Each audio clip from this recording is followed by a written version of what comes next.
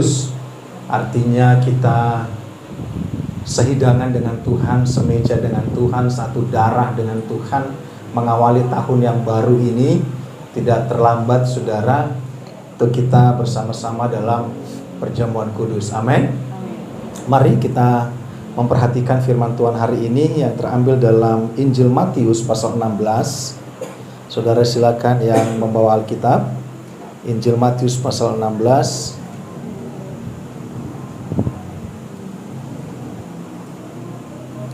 Ayat yang ke-13 kita akan perhatikan bersama-sama. Injil Matius 16 ayat 13 dimulai. Pengakuan Petrus, benar, luar biasa Bapak. Saya pikir tadi Bapak mau khotbah juga sudah pakai jas. Saya senang sekali saudara, nanti gantian saudara ya. Ya. Pasal 16 ayat 13. Kita berdiri yuk, kita baca bergantian. Saya akan baca ayat ganjil, maaf. Ya, Injil Matius 16, 13 sampai 20. Saya baca ayat ganjil, saudara selanjutnya. Pengakuan Petrus.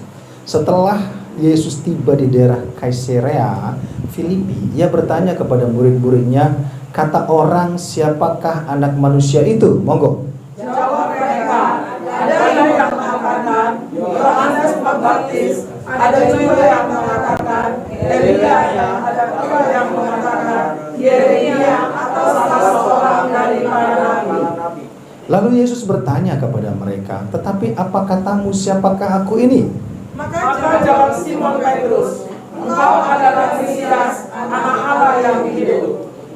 Kata Yesus kepadanya, berbahagialah engkau Simon bin Yunus, sebab bukan manusia yang menyatakan itu kepadamu, melainkan Bapakku yang di sorga. Dan aku pun berkata kepadamu, engkau adalah Petrus, dan di atas batu karang ini aku akan mendirikan jemaatku, dan Allah maut tidak akan menguasainya. Kita baca ayat 19 bersama-sama. Ayat terakhir kita baca, 2, 3. Kepadamu akan kuberikan kunci kerajaan sorga. Apa yang kau ikat di dunia ini akan terikat di sorga, dan apa yang kau lepaskan di dunia ini akan terlepas di sorga. Silakan dulu, saudara. Ini satu bagian yang cukup menarik yang perlu kita sama-sama perhatikan dan pelajari hari ini. Di hari Minggu yang indah ini, ya, 3 hari berturut-turut atau mungkin sepanjang minggu hujan luar biasa daerah Jakarta, Jabodetabek. Ya, puji Tuhan kita bisa datang bajunya kering, betul ya? Jemur pokoknya, pokoknya jangan sampai baju basah buat ibadah, bajunya kering, amin. Ya, ada orang di Manado, saudara, ini ada orang Manado di sini, dia jemur cengkeh, saudara ya.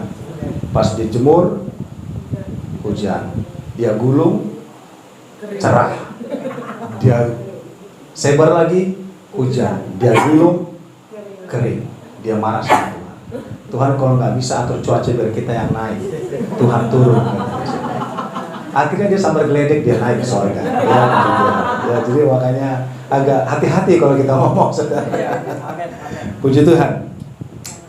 Sebentar sore pun nanti ada ibadah jam 4 di Gading Serpong. Jadi tim juga akan berangkat ke sana. Jadi memang kita yang menjumpai, mendatangi jemaat Tuhan di setiap pos. Amin. Kembali lagi dalam perikop ini, bagaimana sebuah bagian Yesus berbicara kepada murid-muridnya. Yesus berbicara kepada orang-orang percaya. Amin. Saya percaya kita adalah murid-murid Tuhan. Amin, saudara. Kita adalah orang-orang percaya. Yesus berbicara kepada murid-muridnya sangat dekat, sangat intensif. Mereka mengenal muridnya satu persatu. Mereka mengenal orang yang selalu datang beribadah satu persatu. Sehingga di sini dikatakan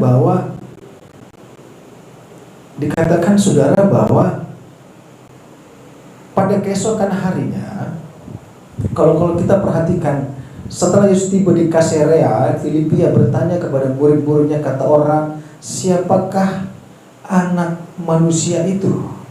Situasi ini terjadi, saudara, di satu tempat di Kaisarea, di Filipi, di satu tempat di mana di tempat itu menjadi center dari penyembahan berhala. Center dari orang tidak tahu siapa Tuhan. Center dari orang melakukan ritual-ritual penyembahan kepada dewa-dewi Yunani waktu itu. Sehingga saudara, di tempat itu Yesus ingin mendeklarasikan, ingin bertanya kepada muridnya, di tempat pusat penyembahan berhala, di tempat pusat orang menyembah sesuatu yang mereka tidak pahami, Yesus bertanya kepada murid-muridnya.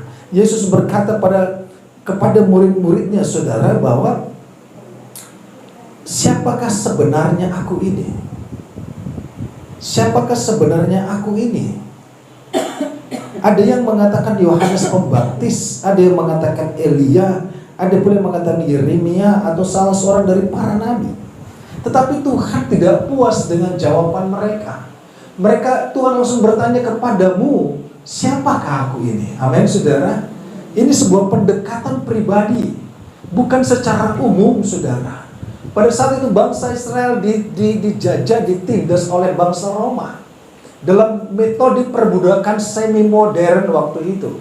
Mereka pun gak punya raja yang benar, mereka gak punya pemerintahan yang statis, yang sistem yang benar-benar paten, saudara. Dan harapan mereka Yesus datang sebagai nabi seperti Elia yang bisa menyembelih banyak imam-imam berhala. Mungkin mereka mengharapkan Yesus seperti Nabi Yeremia di masa pembuangan di Babel, bisa membebaskan mereka dari pembuangan di Babel. Itu harapan mereka. Tetapi Yesus sedang bertanya kepada mereka, menurut kamu siapakah aku ini? Amin, saudara. Saudara, saya mau katakan bahwa Rasul Yohanes pernah berkata dalam Injil Yohanes 1:29, pada keesokan harinya Yohanes melihat Yesus datang kepadanya, dan ia berkata, lihatlah anak domba Allah yang menghapus dosa dunia. Amin. Ini menjadi sebuah penekanan Rasul Yohanes. Siapa Yesus? Dia adalah anak Allah. Dia adalah Allah sendiri. Dia adalah anak domba Allah yang menghapus dosa engkau dan saya. Di ujungnya Yesus disalib, saudara, yang menjadi peringatan hari ini bagi kita perjamuan asa yang kudus. Anggur menjadi lambang dari darah Yesus, roti menjadi lambang daripada tubuh Yesus. Di ujungnya Yesus mati disalib, berkorban bagi engkau dan saya. Karena kita manusia tidak pernah bisa ditebus dengan darah hewan.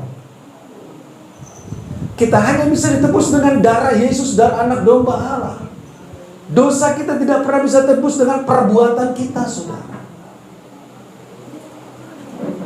Contoh, ada abang adik mungkin berantem, pak. Yang adiknya kabur, abangnya tinggal di rumah, ribut. Tiba-tiba pengemis lewat, si abang kasih sedekah kepada pengemis itu. Pertanyaannya, apakah dosa si abang terhapus dengan dia kasih koin kepada pengemis? Tidak. Dosanya tetap melekat. Saya mau katakan hari ini, Adam yang sudah jatuh ke dalam dosa, Adam dan Hawa, katakanlah Allah mengampuni mereka, rekonsiliasi waktu itu. Tetapi adakah akibat dari dosa Adam kepada kita hari ini? Ada. Dosa adalah perbuatan yang menukarkan kebahagiaan dengan penderitaan. Sekali lagi, dosa adalah perbuatan yang menukarkan kebahagiaan dengan penderitaan. Pada saat itu Adam dan Hawa mungkin merasa bahagia, tetapi ketika dosa itu muncul, mereka menggantikan kebahagiaan dengan penderitaan. Makanya ketika manusia berdosa, dia menukarkan masa depan yang indah kepada penderitaan. Dia menukarkan kehidupan yang gilang gemilang kepada penderitaan. Orang tidak bisa menghapus dosa. Perbuatanmu, perbuatanku tidak pernah bisa menghapus dosa yang sudah melekat dalam kehidupan kita. Mungkin dosa dilakukan oleh engkong kita di atas, tapi ketika dia berdosa, dia menikmati dosa itu, dia sedang membayar, menggantikan kebahagiaan keturunannya dengan penderitaan. Itu dosa. Dan ketika Rasul Yohanes melihat Yesus, dia adalah anak domba Allah yang menghapus dosa dunia. Amin. Saya katakan darah hewan tidak bisa menghapus dosa manusia, Perbuatanmu, perbuatanku tidak akan pernah menghapus dosa. Yang menghapus dosa hanya Yesus. Amin, saudara. Yang menghapus dosa hanya Dia, juru selamat kita. Sehingga kita memahami bahwa Dia adalah anak Allah yang hidup. Lanjut kita perhatikan lagi, saudara. Dikatakan apa? Petrus menjawab, engkau adalah Mesias, anak Allah yang hidup. Jawaban Petrus, maka jawab Simon Petrus, engkau adalah Mesias, anak Allah yang hidup. Kata Yesus kepadanya, berbahagialah engkau Simon bin Yunus, sebab bukan manusia menyatakan itu kepadamu, melainkan Bapa yang di sorga. Amin, saudara. Mengaku Yesus Tuhan itu bukan datang dari diri kita, itu datang dari Roh Kudus. Amin. Saudara mau paksa orang mengaku Yesus Tuhan, kalau Roh Kudus tidak menjamah dia tidak akan pernah mengaku Yesus Tuhan. Makanya pelayanan di tempat ini saya sampaikan kepada Pak Willy dan juga tim Pak Rio. Saya katakan, kita nggak gerasak gerusuk, kita nggak paksa orang di luar sana mengaku Yesus kalau Tuhan tidak menjamah hatinya. Saudara, keselamatan itu memang cuma-cuma, tapi tidak murahan. Amin. Hanya ketika Petrus menjawab, engkau adalah Mesias, anak Allah yang hidup. Kisah Rasul 4 ayat 12 berkata apa? Dan keselamatan tidak ada di dalam siapapun juga selain dalam Dia, sebab di bawah kolong langit ini tidak ada nama lain yang diberikan kepada manusia yang olehnya kita dapat selamat. Amin. Jadi benar-benar jelas pengakuan Petrus bahwa dia adalah Mesias, dia adalah juru selamat, dia adalah anak Allah sendiri. Saya mau katakan begini, kehadiran Yesus ke dunia itu menunjukkan siapa Allah. Ribuan tahun manusia mencari siapa Allah. Mereka menganggap Allah itu ada di pohon. Itu anggapan manusia, itu imajinasi manusia. Ribuan tahun manusia sedang mencari siapa Allah. Mereka mulai menggambarkan Allah. Tetapi engkau diciptakan seturut dan segambar dengan rupa Allah. Amin. Makanya dia berpikir gak mungkin. Kita baca dalam Injil Yohanes 14 ayat 7-9. Injil Yohanes 14 ayat 7-9 dikatakan apa? Sekiranya kamu mengenal aku, pasti kamu juga mengenal Bapakku. Sekarang ini kamu mengenal Dia dan kamu telah melihat Dia. Amin. Kehadiran Yesus memperkenalkan ini loh Allah. Kehadiran Yesus di hadapan murid-muridnya, bahkan banyak orang memperkenalkan bahwa ini loh bentuk Allah. Tapi ketika Yesus hadir, ketika engkau mengenal aku, engkau melihat Bapa, engkau melihat Allah. Amin. Lanjut, kata Filipus kepadanya, ini sekali bermurid, Tuhan tunjukkanlah Bapa itu kepada kami, itu sudah cukup bagi kami. Tuhan, siapa Allah itu? Tunjukkan bentuknya bagaimana kehadirannya. Tetapi kata Yesus kepadanya, telah sekian lama aku bersama-sama kamu Filipus, namun engkau tidak mengenal aku. Barang siapa telah melihat aku, ia telah melihat Bapa. Bagaimana engkau berkata, tunjukkanlah Bapa itu kepada kami. Amin.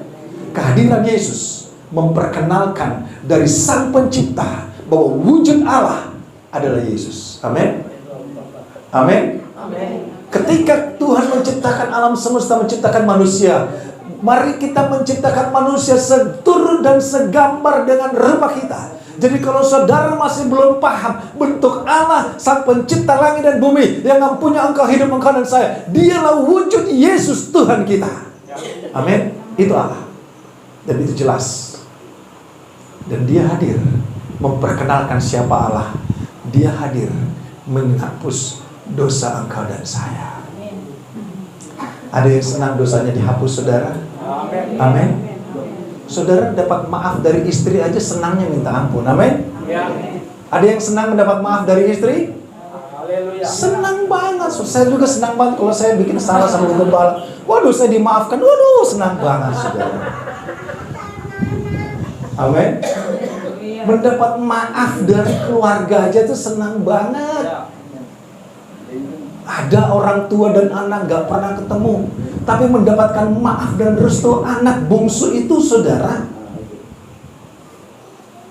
Anak bungsu itu dia kembali kepada bapaknya, mendapatkan pengampunan, senangnya minta ampun, amin.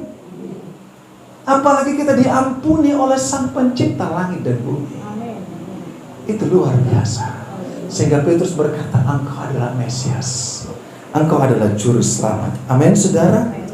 Itu hal yang luar biasa. Dan itu adalah spiritual. Itu bukan perkataan biasa, itu spiritual. Dan lanjut, dikatakan apa lagi? Dan aku pun berkata kepadamu, engkau adalah Petrus. Di atas batu karang ini aku akan mendirikan jemaatku, dan alam maut tidak akan menguasainya. Amin. Saudara, konteks batu karang bukan ditujukan kepada pribadi Petrus. Konteks batu karang ditunjukkan kepada pengakuan kita yang teguh. Amin. Batu karang adalah batu yang teguh, yang tidak akan pernah goyah sekalipun hujan bajai datang. Badai ya? Salah ya, sini gak ada bajai ya. Kalau di Jakarta, saudara, kita kalau ketemu bajai gak ada bulu kepala, saudara. Karena hanya dia yang tahu, dia mau ke kanan atau ke kiri. Hanya dia dan Tuhan yang tahu, orang lain gak bisa tahu. Batu karang adalah batu yang teguh, di mana sekalipun hujan badai datang, banjir datang, batu karang itu tidak akan pernah goyah. Batu karang tidak ditujukan kepada pribadi Rasul Petrus, tapi batu karang ditujukan kepada pengakuan engkau dan saya yang tidak akan pernah goyah. Sekalipun masalah datang, sekalipun tawaran datang, sekalipun penyakit datang, apapun situasinya, pengakuanmu Yesus adalah Tuhan seperti batu karang yang tidak akan pernah goyah. Amin. Itu yang dimaksud oleh Yesus. Bahkan di atas pengakuan Yesus adalah Tuhan, dia akan membangun jemaatnya, jemaat yang tetap teguh dalam iman dan pengakuan bahwa Yesus adalah Tuhan. Saudara, oleh karena itu, setiap kita yang mengaku Yesus Tuhan, di atasnya Allah akan membangun jemaatnya. Allah akan membangun komunitasnya. Allah akan membangun orang-orang yang dia kasihi. Dan saya mau katakan apa? Alam maut tidak akan pernah menguasai jemaat itu. Amin. Tidak akan pernah terpisahkan. Bahwa kasih Allah, janji Allah, perhatian Allah tidak akan pernah tergoyahkan. Apapun bentuk alam maut di sekitar kita, saudara, itu tidak akan pernah berkuasa atas engkau dan saya yang pengakuanmu seteguh batu karang bahwa sekali Yesus tetap Yesus. Amin. Ini yang Tuhan nyatakan dalam kehidupan kita. Dan bahwa, saudara, dikatakan apa tadi? Engkau adalah Petrus, di atas batu karang ini aku akan mendirikan jemaatku, dan alam maut tidak akan menguasainya. Saudara,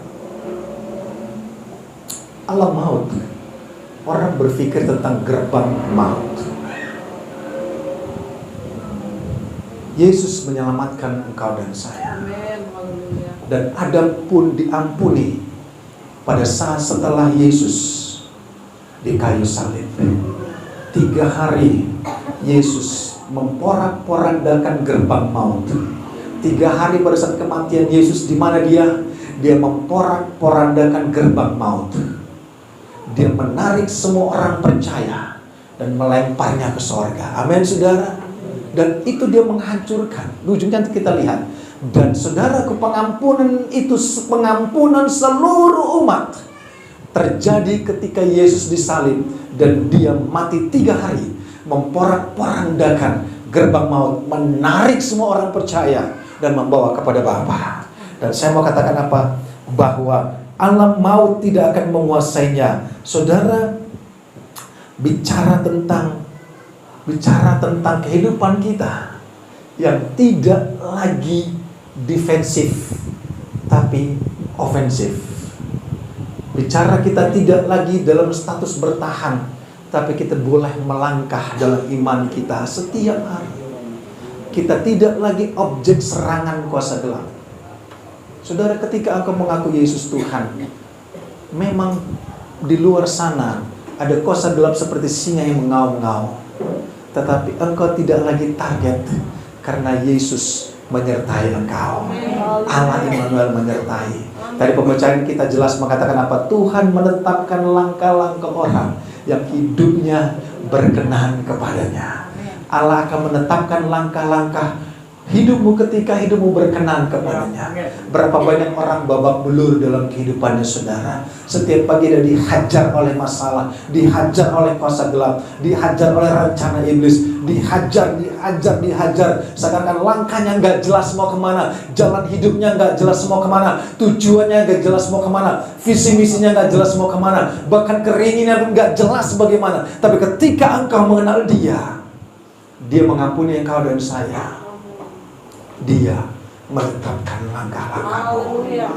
Dia menetapkan langkah anak-anakmu, supaya anakmu tidak salah langkah.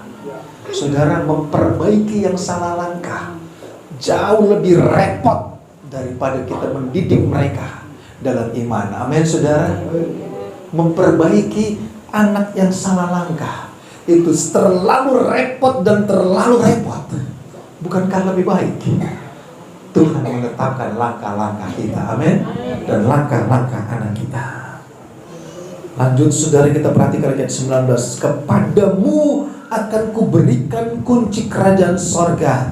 Apa yang kau ikat di dunia ini akan terikat di sorga, dan apa yang kau lepas di dunia ini akan terlepas di sorga. Orang yang mengaku Yesus Tuhan, orang yang seteguh batu karang, dia diberikan kunci. Perkataannya penuh kuasa. Amin, saudara. Engkau berkata di pagi hari, Tuhan, kami mau damai sepanjang hari. Tuhan kasih damai.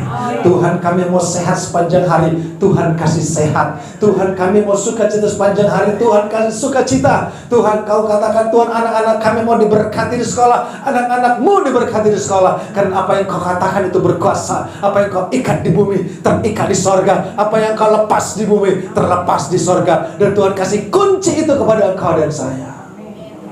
Saudara, ketika kau mungkin melihat sebuah tempat yang indah dengan pintu gerbangnya terkunci, orang lewat hanya bisa melihat tempat itu. Orang lewat hanya bisa melihat rumah itu begitu indah, tapi gerbangnya terkunci. Mereka hanya bisa lewat dan melihat, tapi engkau orang percaya, Tuhan kasih kunci itu, amin. Tuhan kasih kunci berkat kepadamu. Engkau bisa buka dan engkau terima berkat Tuhan. Engkau bisa masuk ke rumah itu, engkau mendapat kunci rumah itu, dan engkau bisa masuk ke dalamnya. Engkau bisa makan minum di dalamnya. Engkau bisa semeja dengan pemilik rumah itu. Engkau disambut baik oleh pemilik rumah itu. Dia Yesus Tuhan kita. Amin, saudara. Sehingga saudara, selama ini adakah mungkin kita berpikir kita tidak punya kunci itu, kita tidak punya otoritas itu? Wahyu 1 ayat 17 berkata apa, saudara? Wahyu pasal 1 ayat 17. Ketika aku melihat Dia, tersungkurlah aku di depan kakinya sama seperti orang mati. Ini Rasul Yohanes, saudara, melihat Yesus di Pulau Patmos. Dia melihat wujud Yesus begitu mulia, begitu indah. Saudara, wujud Yesus tidak menyeramkan, saudara. Saudara, wujud Allah itu indah dan mulia, amin. Wujud Allah begitu masyhur dan agung, sehingga dikatakan apa? Tetapi Ia meletakkan tangan kanannya di atasku lalu berkata, jangan takut, aku adalah yang awal dan yang akhir, dan yang hidup. Aku telah mati, namun lihatlah, aku hidup sampai selama-lamanya. Dan apa? Aku memegang segala kunci maut dan kerajaan maut. Amin. Dia memegang semua kunci kehidupan. Dia memegang kunci berkat bagi engkau dan saya. Saudara, jangan salah paham. Petrus gak pernah jadi tukang kunci di sorga. Dia rasul, dia tetap rasul. Dan pegang kunci sorga hanya Yesus. Amin. Yang pegang kunci sorga hanya Yesus. Tidak ada orang lain, saudara. Hanya Yesus yang pegang kunci sorga. Tetapi kunci berkat setiap hari Dia bisa berikan bagi engkau dan saya. Perkara yang terlalu mudah bagi Tuhan untuk memulihkan dan memberkati kita. Perkara yang terlalu gampang bagi Allah untuk Dia menolong engkau dan saya. Dia bisa berikan kunci itu. Apa yang kau ikat di bumi terikat di sorga. Siapa yang pernah bisa mengatakan itu kepada manusia kalau bukan Dia yang mempunyai sorga? Amin. Apa yang kita lepas di bumi itu terlepas di sorga. Siapa yang bisa pernah mengatakan itu kepada manusia kalau bukan Dia yang mempunyai segala kuasa? Sehingga Matius 28, saudara, kurang lebih ayat 19 atau ayat 17 berkata, segala kuasa ada padaku. Amin. All power, authority ada pada Yesus. Bahkan terlalu mudah diberikan bagi engkau kunci berkat, kunci damai, kunci sukacita, kunci masa depan penuh pengharapan bagi engkau dan saya. Bahkan kunci keselamatan bagi keluargamu Dia bisa berikan bagi engkau dan saya. Kunci segala kebaikan Dia bisa berikan bagi engkau dan saya. Dan di atas pengakuan batu karang itu Dia akan membangun jemaatnya, jemaat yang kudus dan berkenan kepadanya. Amin. Kisah Rasul 1:8 berkata apa? Kalau Roh Kudus turun atasmu, engkau akan menerima kuasa. Jika Roh itu turun atasmu, engkau akan menerima kuasa.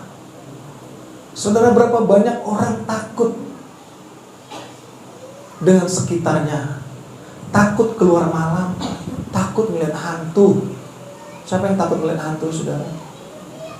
Takut lewat kuburan, saudara. Saudara, Tuhan tidak memberikan kita roh ketakutan. Kau akan menerima kuasa. Amin. Kau menerima kuasa, berdoa buat anak-anakmu, kuasa itu mengalir bagi anak-anakmu. Engkau menerima kuasa, berdoa buat ekonomimu, engkau diberkati Tuhan. Engkau menerima kuasa, engkau berdoa buat usahamu diberkati Tuhan. Itu yang Tuhan nyatakan bagi kita, bahwa kuasa itu luar biasa. Jangan engkau takut dengan ilah-ilah di dunia ini, dengan kuasa-kuasa yang tidak tahu bentuknya apa. Tetapi Yesus, Dia hadir menunjukkan Dialah wujud Allah yang sejati. Dialah Allah itu sendiri. Amin, saudara. Sehingga ayat ini menguatkan kita semua bahwa Dia adalah Tuhan, bahwa Dia adalah Juru Selamat, Dia adalah Mesias. Di atas pengakuanmu yang teguh seperti batu karang, Tuhan akan menyelamatkan engkau dan sisi rumahmu. Orang tua yang mencela-mencela dengan iman akan menghasilkan anak yang semakin brutal. Orang tua yang tidak konsisten kepada Tuhan akan menghasilkan anak-anak yang lari terbirit-birit dalam setiap masalah dan persoalannya. Tapi orang tua yang memiliki pengakuan yang teguh seperti batu karang, anak-anaknya akan tetap teguh dalam iman kepada Tuhan yang benar. Amin, saudara. Dan kunci itu diberikan bagi engkau dan saya. Orang hanya bisa melihat rumah itu, orang hanya bisa memandang rumah itu, tetapi engkau diberikan kunci untuk engkau menerima kebaikan Tuhan dan masuk di dalamnya sehidangan semeja dengan Tuhan. Puji Tuhan, kita bangkit berdiri. Kita akan masuk dalam perjamuan asa yang kudus.